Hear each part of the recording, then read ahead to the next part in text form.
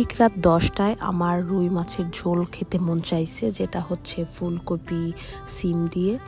So আমরা যেহেতু দেশের বাইরে থাকি, সব সময় আসলে বাঙালি খাবার খাওয়া হয়ে ওঠে না। সো সেই গল্পই আজকে আপনাদের সাথে শেয়ার করব। অলরেডি এখন অনেক রাত হয়ে গেছে, আমি এখানে বাজার করতে আসছি। এটা আমাদের বাসার পাশের একটা সুপার শপ এবং এখানে সব ধরনের আইটেম পাওয়া যায়। আপনারা দেখছেন কি টাটকা টাটকা সবজি দেখলেই আমার মাথা নষ্ট হয়, শুধু বাজার করতে মন চায়।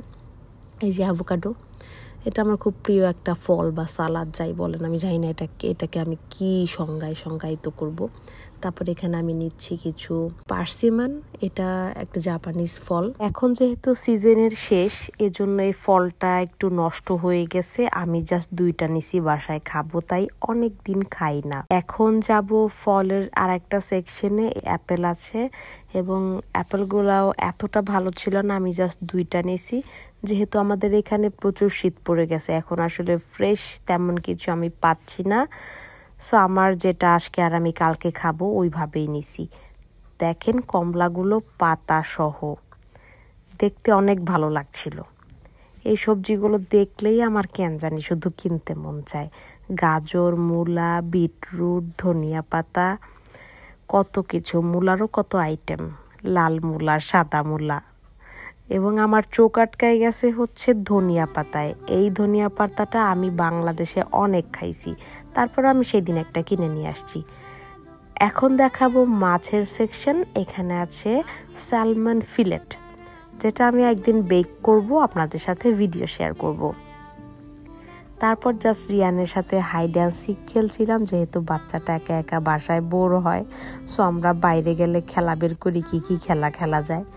সো লাস্টে ওকে খুঁজে পাইছি, এই চোরকে ধরতে পারছি। এখানে ছিল কিছু gift item, cake and cookies, bakery item, অনেক কালারফুল দেখতে। এগুলো মেইনলি ক্রিসমাস গিফট।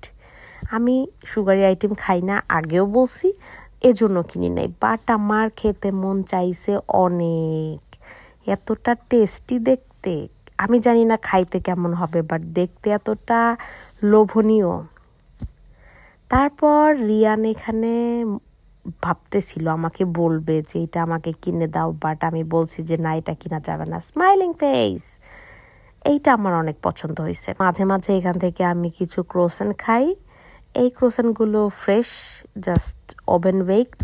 বাইরে বের হয়ে দেখি টেম্পারেচার -2 হোক বা -10, তাতে আমার কিছুই যায় আসে না। আমি এখন বাসায় যাব, রান্না করব, তারপর রাতে ভাত খাবো। তো যেই ভাবা সেই কাজ, সরাসরি বাসায় চলে আসছি। বাসায় চলে এসেই খুব তাড়াতাড়ি রান্না বসিয়ে দিয়েছি, যেহেতু হাতে টাইম কম ছিল। সকালে রিয়ানের স্কুল আছে, খেতে মন চাইছে, ক্ষুধাও লাগছে অনেক। সো ফাইনালি রেডি হয়ে গেছে রাত 1টার সময়। যাই হোক, দেখেন খুব লোভনীয় লাগছে দেখতে। আপনারা চাইলে খেতে আসতে পারেন আমার বাসায়।